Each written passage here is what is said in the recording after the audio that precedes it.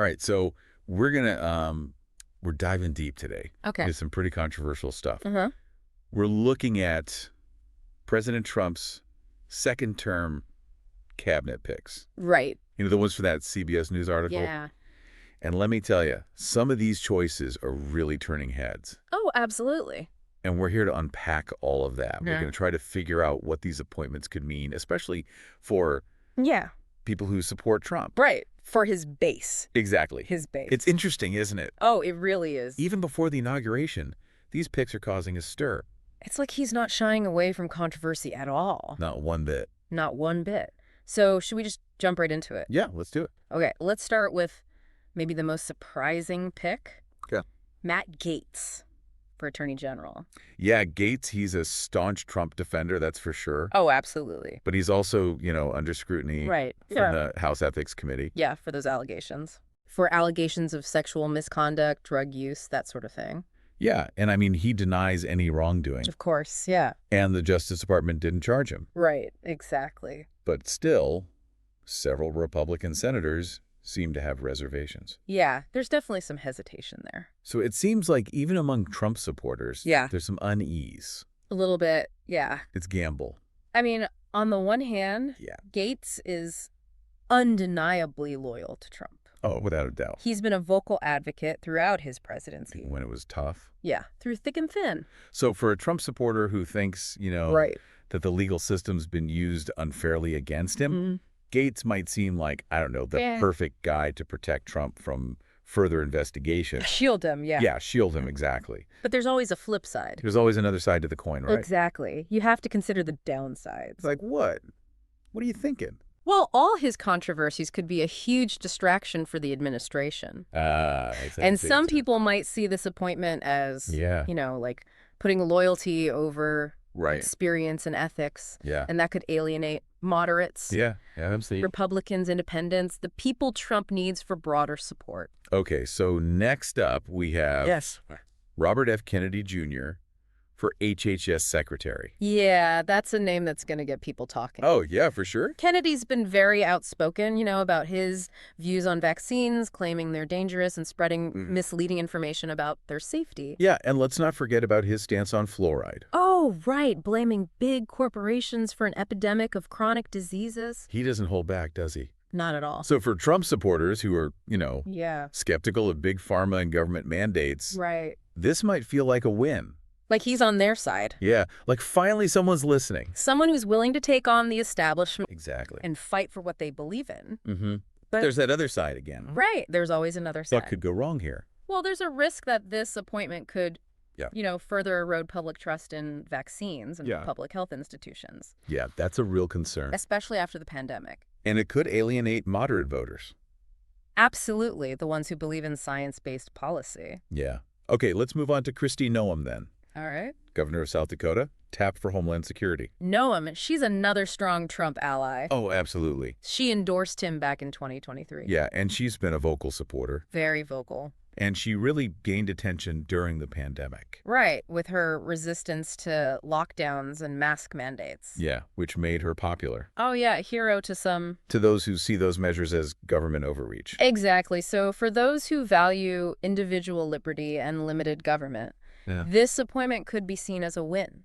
Right, like she's someone who stands up for her beliefs. Even when it's unpopular. Yeah, but hasn't she also faced criticism? Oh, yeah, Dad. For her handling of the pandemic in South Dakota. It's true, they had a high death rate from COVID. And then there's her book. Ah, yes, the book. With that claim about meeting Kim Jong-un. Which turned out to be false. And the story about... Oh, the dog. Yeah, her dog. Yeah, killing her dog. After failed training attempts. It's definitely controversial. So for Trump supporters, it's a mixed bag, right? I'd say so. They might like her stance, her willingness to challenge the establishment. Yeah. But then there are those controversies. Exactly. It's a balancing act. They have to weigh the good with the bad. I think that's a great way to put it. It really shows how complex these appointments are. Yeah. And how they can be seen in different ways. Even within the same political group. Okay, so let's move on to a really interesting pairing here. All right. Elon Musk and Vivek Ramaswamy to head up the new Department of Government Efficiency. DOGE. DOGE, I love that nickname. It's kitschy. It is, but it makes you wonder. Yeah. What does it mean to put a tech mogul like Musk with an entrepreneur turned political commentator like Ramaswamy? It's a curious mix, that's for sure. What's Trump trying to do here?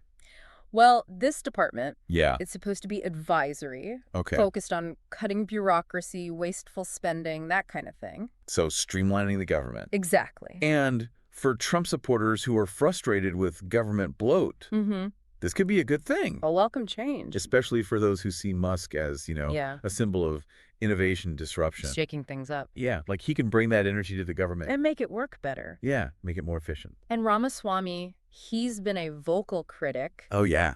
Of woke culture, excessive regulation. Which aligns with a lot of Trump's base. Absolutely, the deregulatory approach. But then there's the nickname. DOGE. DOGE. Yeah. After the cryptocurrency. It's the one Musk has promoted.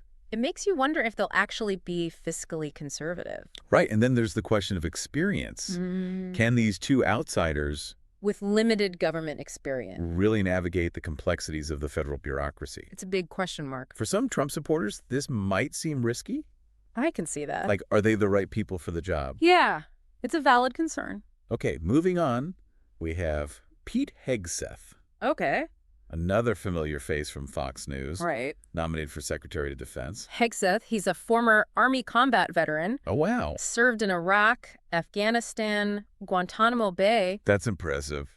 Those military credentials could appeal to those who want a strong national defense. A tough stance on foreign policy. Exactly. So for those who admire Hegseth's patriotism, his support for the troops, this appointment could be reassuring. Like a sign that Trump is committed to the military? To a strong military presence globally. Right, but there are potential downsides, too. What do you mean?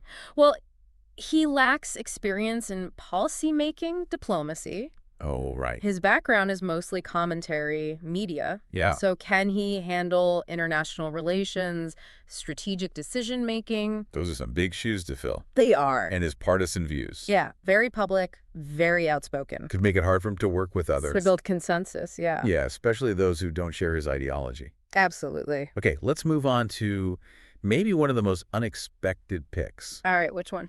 Tulsi Gabbard. Wow, really? Former Democratic representative as Director of National Intelligence. That's a surprise. I know, right? It made me do a double take. So what's the thinking behind this?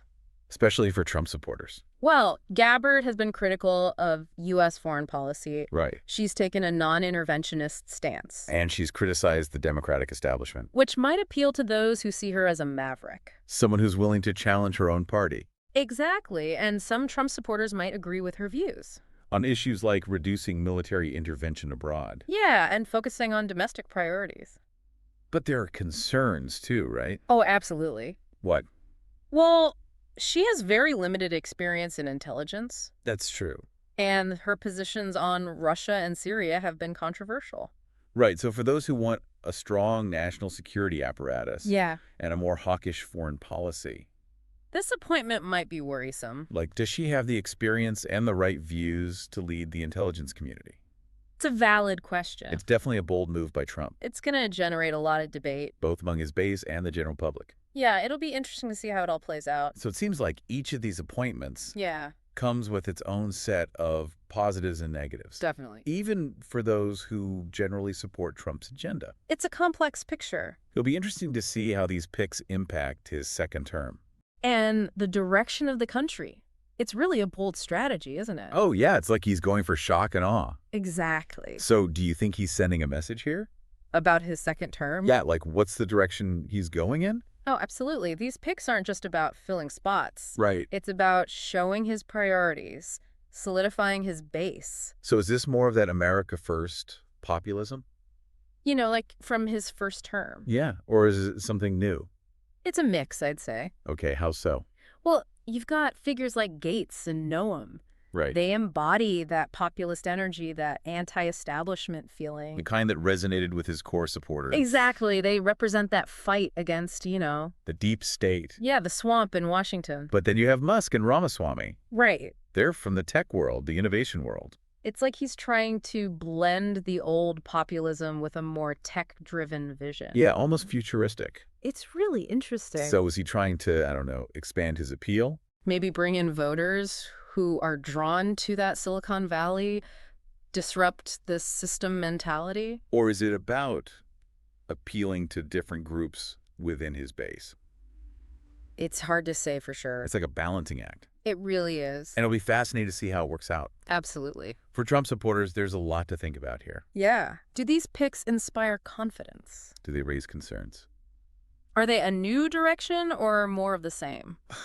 So many questions. Well, we've given you some food for thought. Some context to consider. As we watch these appointees take on their roles. And I think the big takeaway is this. Yeah. These aren't just names on a list. Right. These are people who will have a real impact on policy, on the country. Absolutely. So as you follow their actions, their decisions. Think about how they align with your own values, your priorities. Okay, so as we wrap up this deep dive into Trump's controversial cabinet picks. Here's something to ponder. Okay, I'm listening. Does this cabinet represent a healthy democracy? You know, one where diverse viewpoints are represented? Interesting. Or is it a sign of deeper division? A system that's not working so well. Maybe even becoming dysfunctional. That's a great question to leave our listeners with. It is something to think about. Thanks for joining us. It's been a pleasure. We always appreciate your insightful questions. And your willingness to explore these complex topics with us. Keep those questions coming. We'll be back soon.